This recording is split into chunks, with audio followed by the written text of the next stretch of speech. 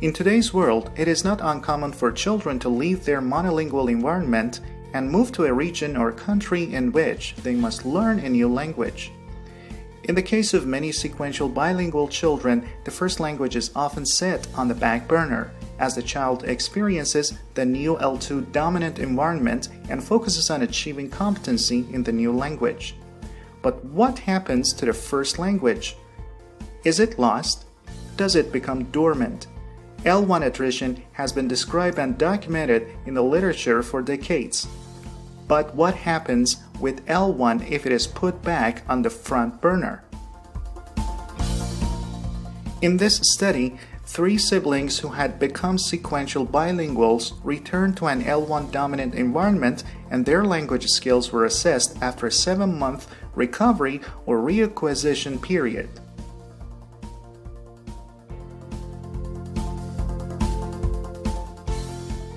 The subjects were 3 sisters. Their mother was a speech-language pathologist and had done language assessment when they were preschoolers at ages 5, 4, and 4.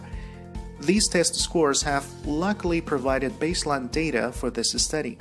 When the children were 11, 10, and 8, they moved to Switzerland and were immersed in Swiss German, with L1 being spoken only in the home and primarily just to the parents.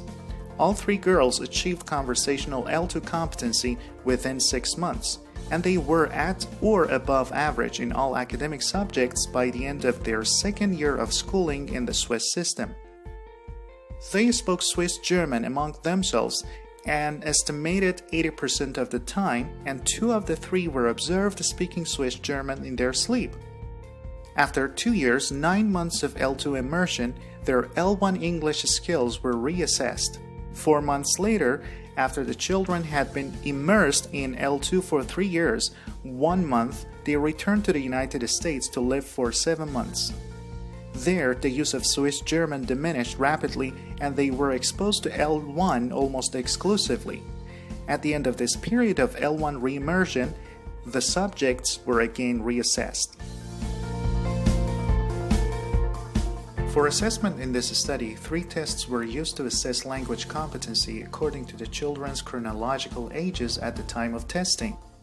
Test of Language Development 2 Primary, Test of Language Development 2 Intermediate, Test of Adolescent and Adult Language 3. These tests provided scores in 4 areas of receptive language, expressive language, semantics, and syntax. According to the results, subjects lost skills in all areas. The greatest loss was in the area of semantics, but it is quite clear that L1 had experienced significant attrition in all areas. After returning to an L1 dominant environment, the subjects were able to recover or reacquire a good portion of the lost language in the 7-month reimmersion period. The 7-month period is almost 1/5 of the amount of time it took to lose the skills initially, and in this context, the recovery or reacquisition could be considered to be rapid. In this study, all 3 subjects experienced attrition of their L1 in all areas. Subjects 1 and 3 showed improvement in all 4 areas after reimmersion in L1.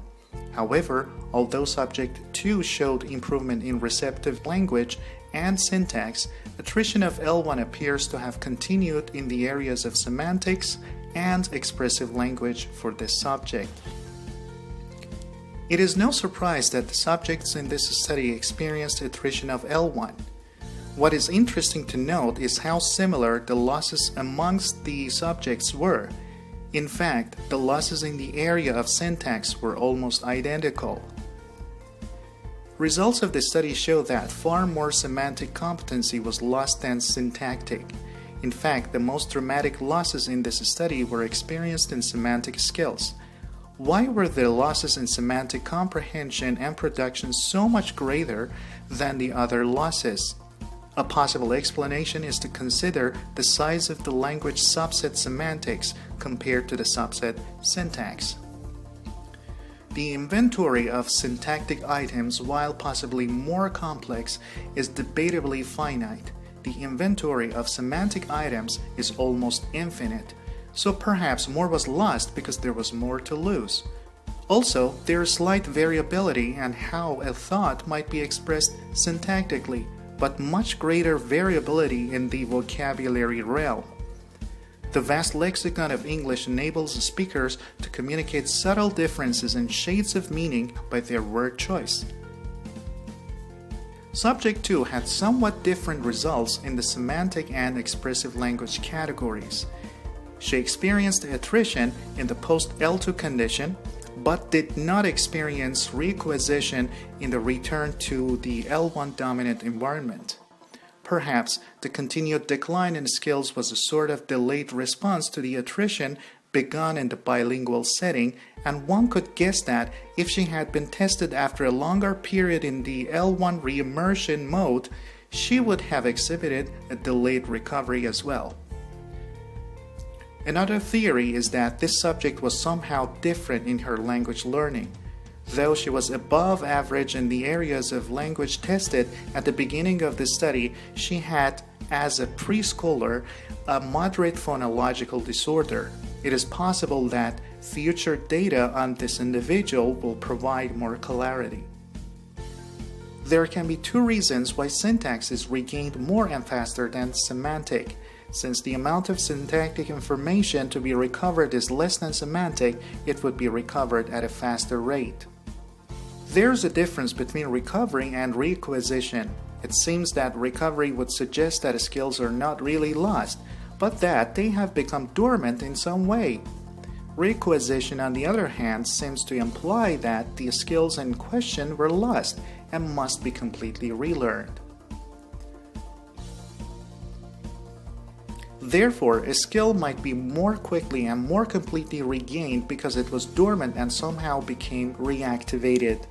If a skill were less completely and more slowly regained, that could mean that the skill was lost, and acquisition had to begin over.